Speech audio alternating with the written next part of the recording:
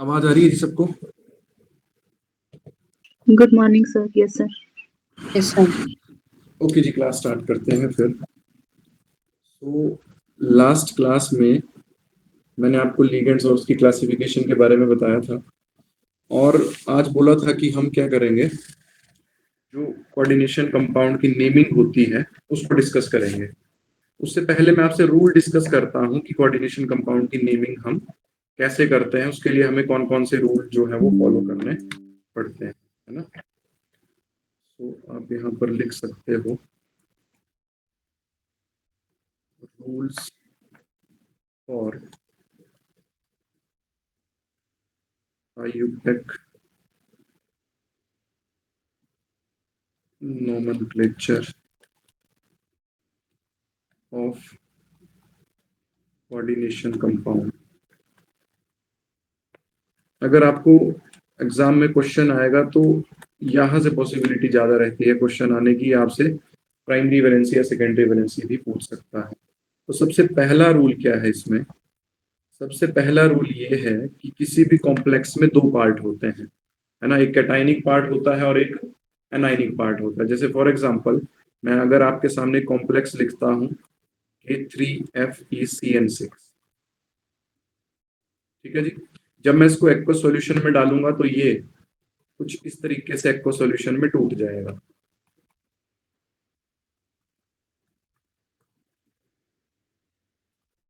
ठीक है। तो ये जो इसका पहले वाला पार्ट हो गया, इसको क्या बोलता हूं मैं? This is cationic part and this is anionic part, ठीक है। तो पहला रूल ये है, name of cation, name of cation is written before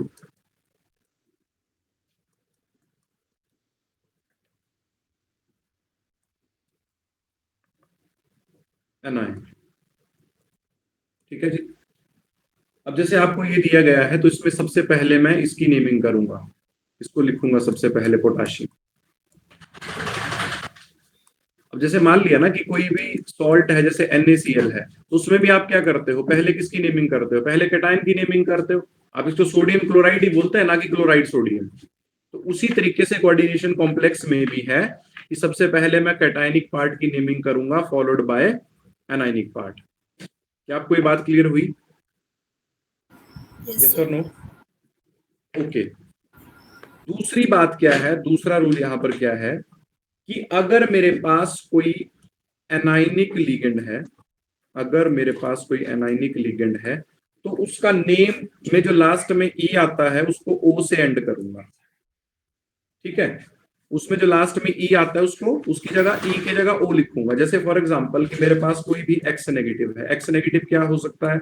it में बी Cl नेगेटिव, इट में बी Br नेगेटिव, आई नेगेटिव, है ना। तो अगर आयन की बात करूं तो उसको आप क्लोराइड आयन बोलते हो, उसको ब्रोमाइड आयन बोलते हो। जब ये एज ए लिगेंड यूज होगा तो यहाँ पर नाम बदल जाएगा इसका, है ना। नाम आ जाएगा जैसे क्लोरिडो, इसके लिए बोलूंगा ब्रोमीडो, इसके लिए बोलूंगा आयोडाइडो। समझ गए? ई की जगह ओ आ जाएगा एनायनिक लिगेंड में, ठीक है। तीसरा रूल ये है कि अगर मेरे पास कोई न्यूट्रल लिगेंड है तो उनके नाम मैंने आपको जैसे बताए थे, आपको वैसे ही याद रखने पड़ेंगे। जैसे वाटर को मैं क्या बोलता हूं जी? अब तक तो याद हो जाने चाहिए। वाटर को बोलता हूं एक्वा। उसी तरीके से NH3 को क्या बोलता हूं? एमीन बोलता हूं, डबल एम लगता है, AMMIN, ठीक है जी। CO को बोलता हूं सिमिलरली कार्बोनाइल, ठीक है। उसी तरीके से NO को बोलता हूं नाइट्रोसिल, NO को क्या बोलता हूं जी? नाइट्रोसिल बोलता हूं, ठीक है। उसके बाद एक लिगेंड होता है इस तरीके से जिसको पिरिडीन बोलते हैं, ठीक है। शॉर्ट एब्रीवेशन में इसको PY लिखते हैं। इसको क्या बोलूंगा? इसको बोलूंगा पिरिडीन। ये सारे के सारे न्यूट्रल लिगेंड्स मैंने लिख दिए, इनके नाम आपको पता होने चाहिए, ठीक है जी। क्लियर है? अगला रूल ये है कि अगर जैसे मेरे पास पॉजिटिवली चार्ज लिगेंड है, पॉजिटिवली चार्ज लिगेंड आपको बहुत कम देखने को मिलेंगे, ना के बराबर, किसी भी कॉम्प्लेक्स में नहीं मिलेंगे वैसे तो देखने को 99% केसेस में। बट अगर कहीं लिख देता है जैसे NO2 पॉजिटिव ठीक है, इसको बोलता हूं नाइट्रोनियम आयन। ठीक है जी। तो देखो यहां पर वर्ड जो है लास्ट में IUM लग जाता है, पॉजिटिवली चार्ज लिगेंड में वर्ड क्या लग जाता है, IUM। जैसे इसको बोलूंगा नाइट्रोनियम, उसी तरीके से अगर NO पॉजिटिव होता है तो उसको बोलता हूं नाइट्रोसोनियम। ठीक है जी। उसी तरीके से एक और लिगेंड होता है NH2NH3, इसको बोलता हूं हाइड्राजीनियम। ये लिगेंड यूज नहीं होंगे, ये आपको भी बता रहा हूं, बहुत कम यूज होते हैं कैटायनिक लिगेंड।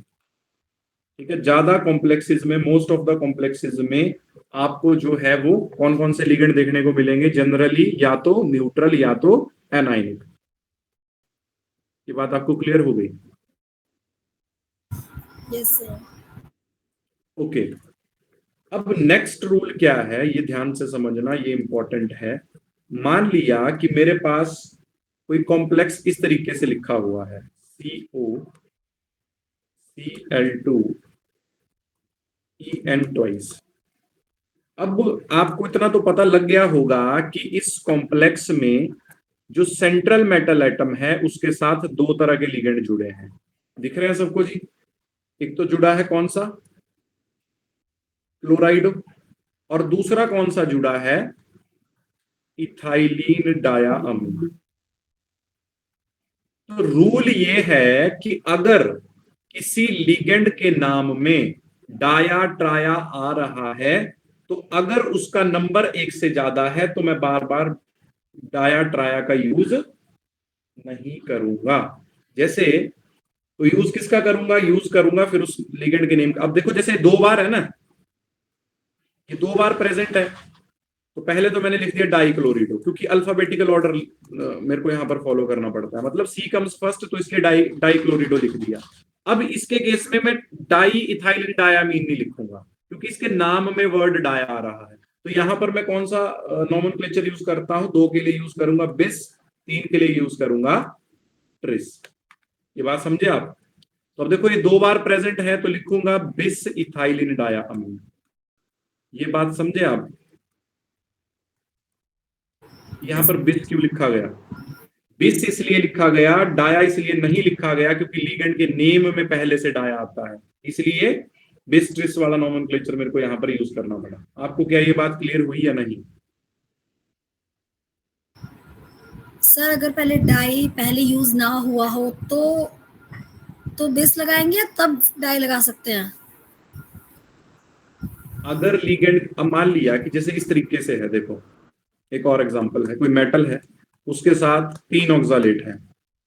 ठीक है, तो अब यहां पर इसके इसके नाम, इसका नाम है ऑक्सालेटो, तो इसके नाम में कोई भी बाई ट्राई नहीं आया, तो यहां पर 3 के लिए ट्राई ऑक्सालेटो ही लिखूंगा। सिर्फ बिस्ट्रिस वहां पर लगेगा, एक ही लिगेंड में लगता है, आपको ये बात बता देता हूं, इथाइलिन डायामीन में जनरली। ठीक है, अगर लिगेंड के नाम में बाया ट्राया आ रहा है, अगर वो लिगेंड किसी मेटल के साथ किसी कॉम्प्लेक्स में एक से ज्यादा नंबर में है तब वहां पर बिस्ट्रिस का यूज करता हूं। समझ गए जी बात को? Yes sir. ओके। अब अगला रूल क्या है, इंपॉर्टेंट है अगला रूल भी। अगला रूल ये है कि मेटल की नेमिंग कैसे करूंगा, naming of central metal atom या आयन। अब आपने देखा होगा कि कई बार कॉम्प्लेक्स में मैं आयरन लिखूंगा, कई बार फेरेट लिखूंगा।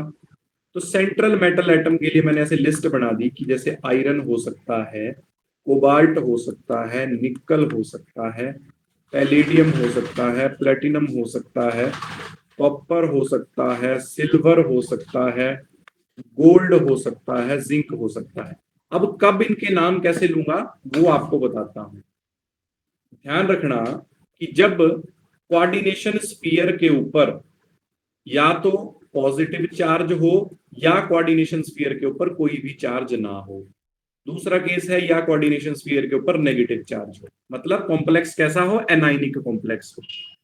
मेरी बात ध्यान से सुनना, इन केस ऑफ न्यूट्रल और cationic complex there is no modification in the name of central metal atom. and in case of anionic complex the name of the central metal atom ends with word 8. For example कि अगर देखो coordination sphere पे positive charge है या कोई भी charge नहीं है, इसका मतलब ये हुआ कि आपका जो कॉम्प्लेक्स है या तो वो कैटायनिक हो या न्यूट्रल हो, तो उस केस में जो मेटल का नाम होता है, जैसा मेटल का नाम लिया जाता है वैसे ही लिया जाएगा। जैसे आयरन को आयरन ही बोलूंगा, कोबाल्ट को कोबाल्ट ही बोलूंगा, निकल को निकल ही बोलूंगा, ठीक है। उसी तरीके से आपके पास पैलेडियम है तो उसको पैलेडियम ही बोलूंगा, प्लेटिनम है तो उसको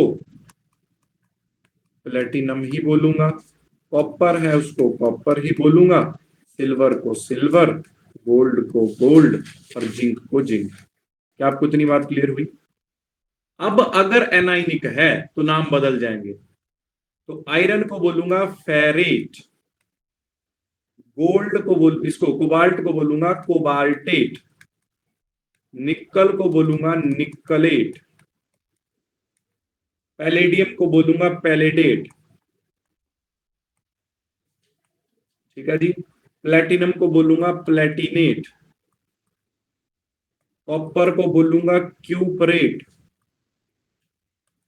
सिल्वर को बोलूंगा अर्जेंटेट, गोल्ड को बोलूंगा ऑरेट, जिंक को बोलूंगा जिंकेट। उसी तरीके से अगर एक दो और लिख लो इसमें, अगर लेड हो या एल्यूमिनियम हो तो यहां पर अगर होगा तो उसको लेड ही बोलूंगा, एल्यूमिनियम अगर यहां पर होगा तो उसको एल्यूमिनियम ही बोलूंगा। बट अगर एनाइनिक में आ रहा है तो लेड को क्या बोलता हूं? प्लम्बेट, और एल्यूमिनियम को क्या बोलता हूं? एल्यूमिनेट। ये लिख लो आप अच्छे से, ठीक है जी। इस तरीके से है ये। क्या आपको ये बात क्लियर हुई? अब इसका भी मैं आपको शॉर्टकट बताऊंगा थोड़ी देर बाद जब नेमिंग करने लगेंगे हम कॉम्प्लेक्स की।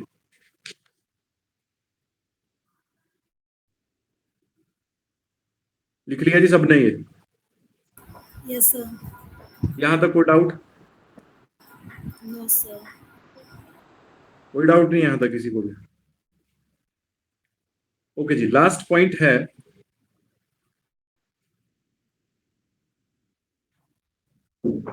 अब देखो लास्ट पॉइंट क्या है कि जो ऑक्सीडेशन नंबर होगा या ऑक्सीडेशन स्टेट होगी, किसकी किसकी होती है oxidation state? Central metal atom की, है ना। ऑक्सीडेशन नंबर या oxidation state of central metal atom oblique ion is written after the name of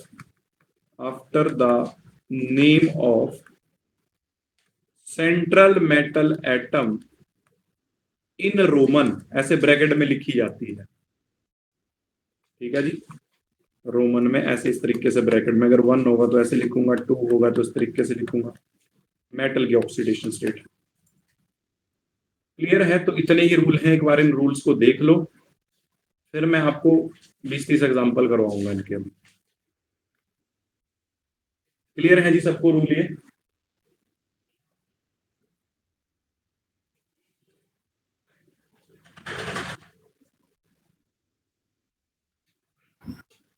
okay, अब देखो हम एग्जांपल्स करते हैं जी। पहला क्वेश्चन है, ये पहला एग्जांपल है। Example is Cr NH3 3 H2O3 और बाहर लिखा है Cl3। देखो एक एग्जांपल मैं आपको समझा देता हूं, बाकी फिर आप करना, ठीक है जी।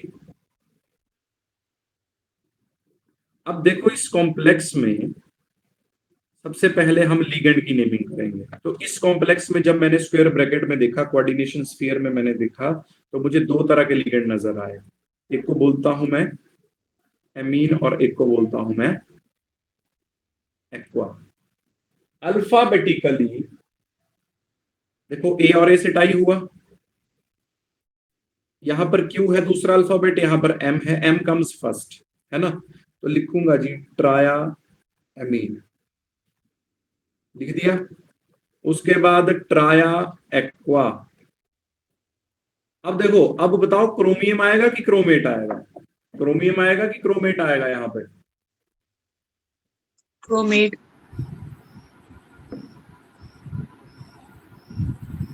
अच्छा, कौन कौन क्रोमियम वाले हैं और कौन कौन क्रोमेट वाले हैं, मेरे को वो बताओ जरा।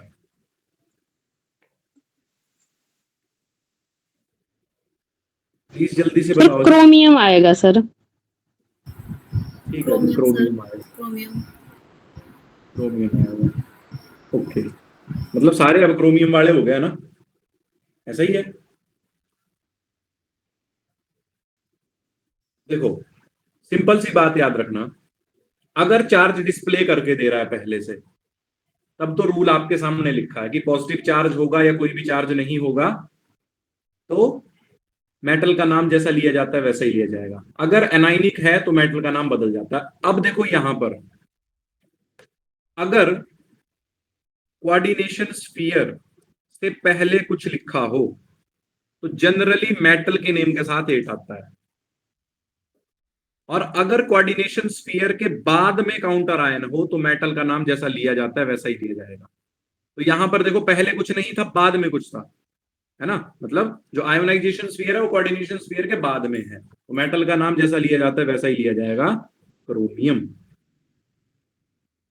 अब इसकी ऑक्सीडेशन स्टेट बताओ कितनी आएगी जल्दी से। What is the oxidation state of chromium? जल्दी आंसर दो जी, जल्दी। 3। 3 आएगी जी, बिल्कुल ठीक बोल रहे हैं। और लास्ट में आ जाएगा क्लोराइड। अब मुझे ये बताओ कि किसको ऑक्सीडेशन स्टेट निकालने नहीं आती?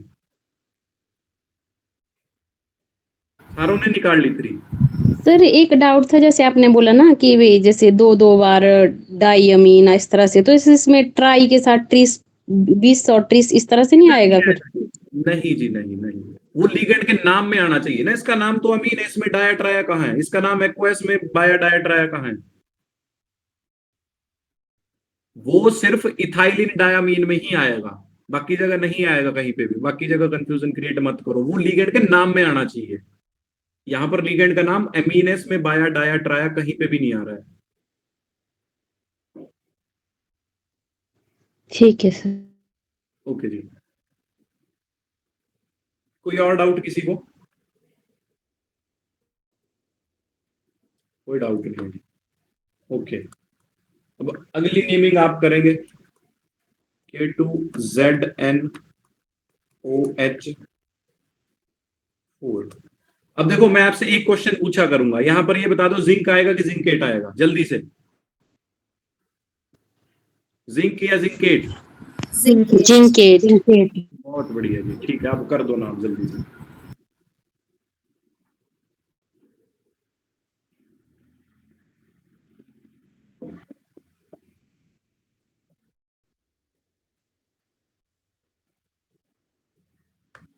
उसका नाम आ जाएगा जी पोटाशियम टेट्रा हाइड्रोक्साइडो जिंकेट 2। कर लिया जी सबने ये? Yes sir. Next question,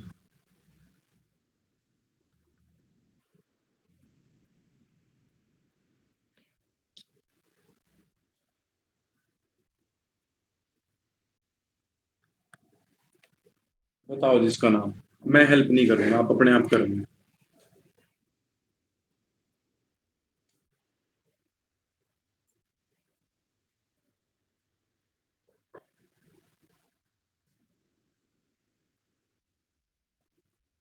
tetrammine बोरोनाइट्रो।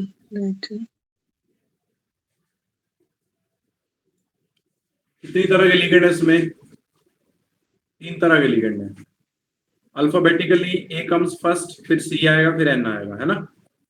तो लिखूंगा जी, टेट्रामीन टेट्रा एमीन क्लोरिडो, इसको क्या बोलते हैं? नाइट्राइटो अब ये बताओ प्लेटिनम आएगा कि प्लेटिनेट आएगा, अब लगेगा आपका पता, जल्दी बताओ।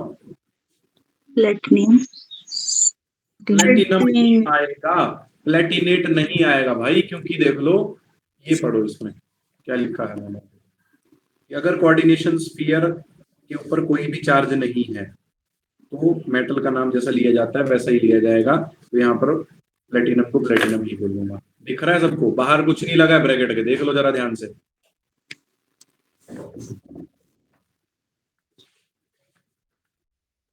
ऑक्सीडेशन स्टेट कितनी है प्लेटिनम की यहाँ पे? 2 what is the oxidation state of platinum here? Sir 2 बिल्कुल सही बात है जी, 2 है। तो दिस इज द आंसर। अब ये 2 कैसे आई? अमोनिया से न्यूट्रल, एक क्लोरीन पे -1, एक नाइट्रो पे भी -1, इसकी निकालनी है। तो देखो x -1 equal to 0, x -2 equal to 0, और x कितना आ गया? +2 आ गया, इसलिए यहाँ पर 2 लिखा।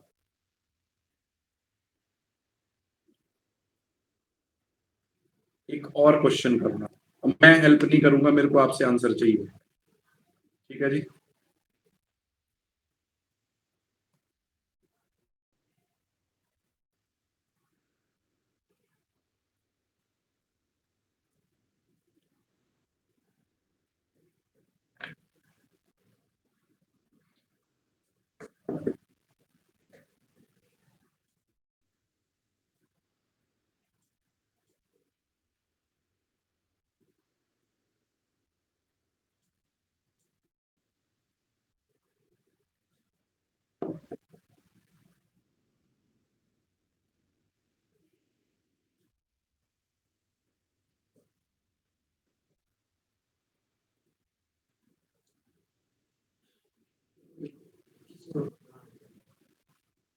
Sir tris ethylene diamine cobalt. Sir tris ethylene diamine हाँ जी, tris ethylene diamine carbonyl carbonyl कहाँ है जी? कोबाल्ट है। कार्बोनाइल का मतलब C बड़ा O बड़ा, this is ligand and this is metal, C बड़ा O छोटा, this is cobalt. So tris ethylene diamine cobalt कितनी ऑक्सीडेशन स्टेट? 3। कैसे आई? अगर मेटल के साथ न्यूट्रल लिगेंड जुड़े हुए हो तो जो कॉम्प्लेक्स के ऊपर चार्ज होता है वो मेटल की ऑक्सीडेशन स्टेट होती है। अब यहाँ पर चार्ज पहले से डिस्प्ले करके दे रहा है तो यहाँ पर वर्ड लास्ट में आयन भी आएगा, ये ध्यान रखना। अगर चार्ज पहले से शो करके दे तो आयन वर्ड भी यूज होता है।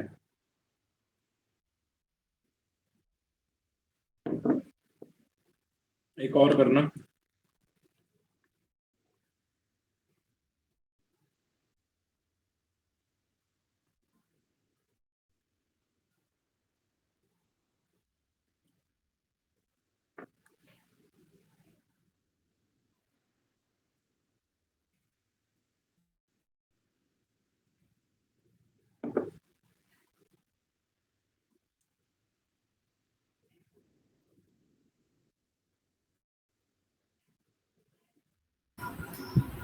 Sir base ethylene diamine bromo chloro cobalt.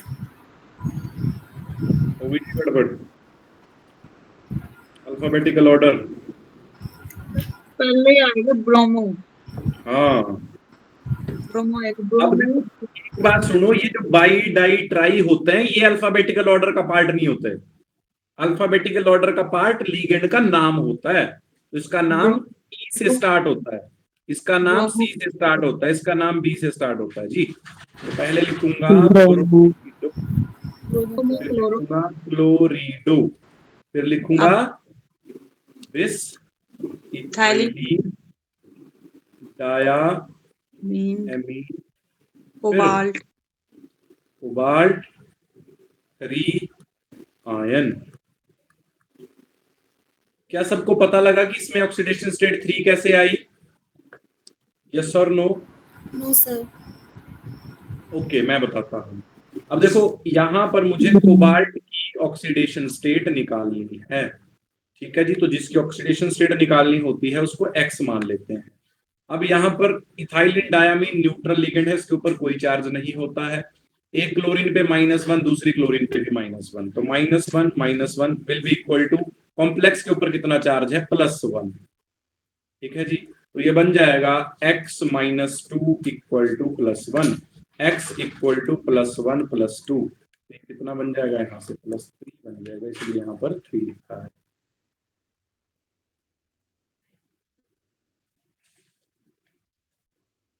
क्या आपको क्लियर है ये? यस। ऐसे क्वेश्चन कर सकते हैं आप अपने लेवल पे, क्योंकि देखो सिली मिस्टेक करवाने के लिए कुछ ना कुछ गड़बड़ तो करवाएगा वो। ठीक है, बिल्कुल अगर आप ऐसे सोचोगे कि बिल्कुल आसान क्वेश्चन ही दे देगा तो वैसा तो नहीं होगा, जहां तक मुझे लग रहा है।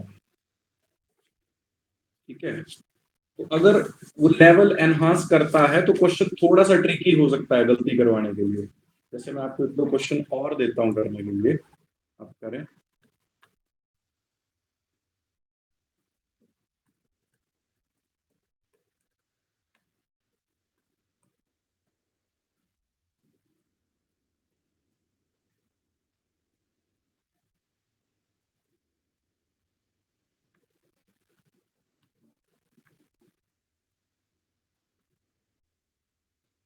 क्वेश्चन को करो जो दिया आपको।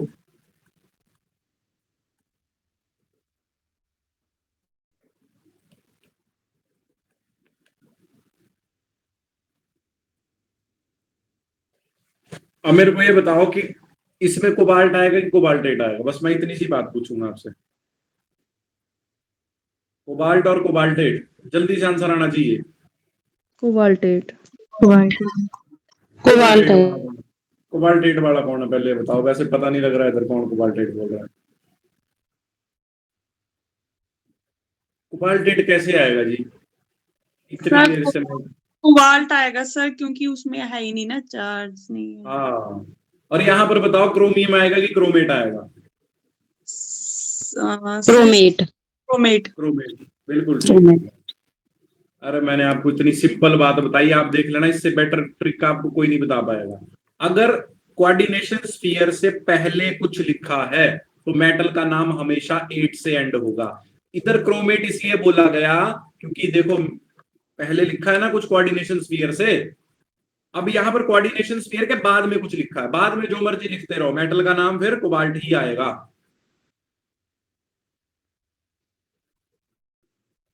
दूसरी चीज इसके साथ पैरेलली आपको ये बताई कि अगर वो पॉजिटिव चार्ज या कोई भी चार्ज नहीं दिखा रहा है तो मेटल का नाम जैसा लिया जाता है वैसा लिया जाएगा, अगर नेगेटिव चार्ज दिखा रहा है तो 8 से एंड होगा। 2 बातें बोली, तीसरी बात कोई बोली नहीं, बस ये 2 बातें याद रखनी। कोई क्वेश्चन गलत हो जाएगा तब बोलना। बताओ इनके आंसर अब जल्दी से।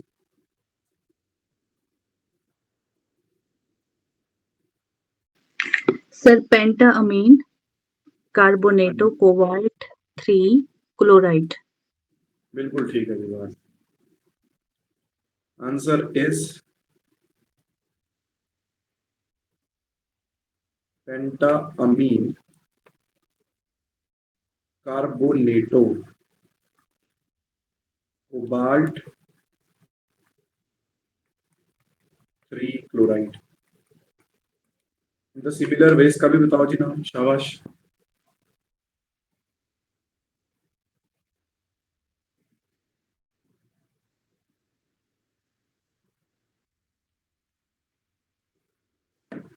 बिसहाइड्री। अरे भाई 20 तो कैसे आ गया, 20 तो कभी आ ही नहीं सकता इधर। पहले सोडियम आएगा, पहले सोडियम लिखा है तो सोडियम लिख दिया जी, ब्रैकेट के अंदर पहुंच गए। 2 तरह के लिगेंड मिले, एक फ्लोरिडो और एक हाइड्रोक्साइडो। तो अल्फाबेटिकली पहले क्या आता है, अल्फाबेटिकली पहले क्या आता है जी? फ्लोरिडो। फ्लोरिडो। कितने हैं फ्लोरिडो? 4 हैं, तो लिख दिया टेट्रा फ्लोरिडो, लिख दिया जी। और इसको लिखते हैं हाइड्रोक्साइडो। अब 2 हैं तो क्या लिखूंगा, डाई हाइड्रोक्साइडो। उसके बाद आपको बताया कि पहले कुछ लिखा है तो क्या आएगा, क्रोमेट आएगा। ऑक्सीडेशन स्टेट निकाल कर देखोगे तो कितनी आएगी, 3। फ्री। हो गया, इतना आसान है।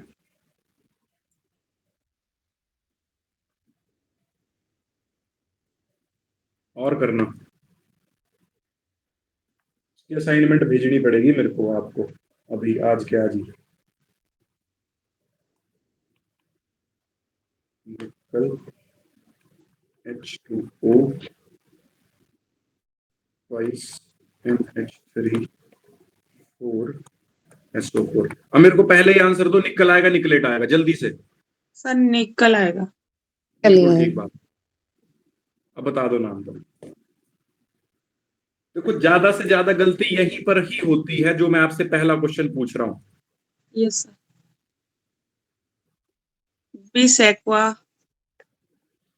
भाई बिस जी, बिस दास लिगेंड का एक्वा। नाम। हाँ निकल जी, तो जी देखो अल्फाबेटिकली जी, A M comes first then A Q, इसको एक्वा बोलते हैं। पहले पहले से टाई हुआ तो एम और क्यू पे पहले एम आता है, इसलिए इसको पहले बोलूंगा। ये कितनी बार है? 4 बार है, तो लिखूंगा टेट्रा एमी।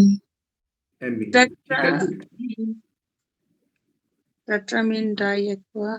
हाँ, टेट्रामीन डाया एक्वा निकल। निकल।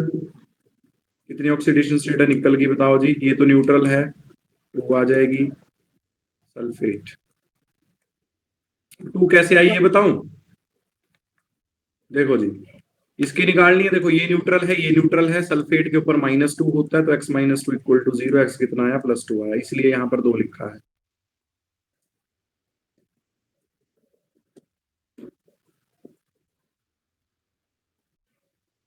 क्या आपको ये सब क्लियर है? Yes sir. एक और क्वेश्चन करो।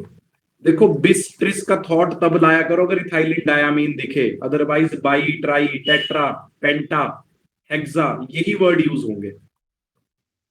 इसका नाम बताओ जल्दी से।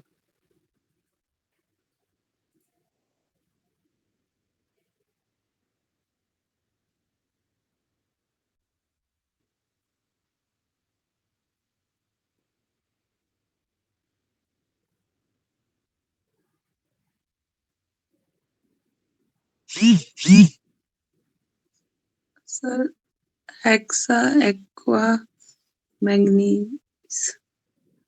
Manganese 2 ion. हाँ, hexa aqua aqua manganese 2 ion, बिल्कुल सही बात है जी। अब 2 कैसे आया?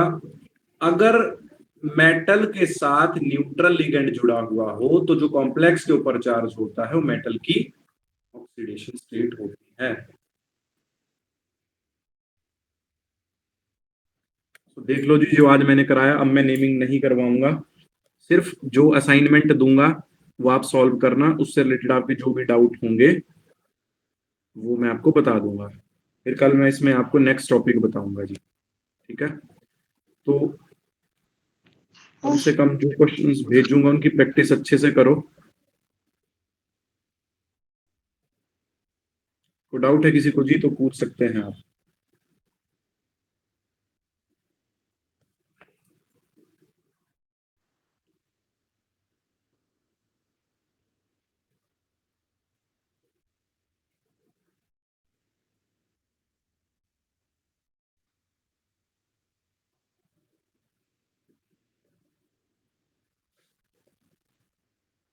इस तरीके से हम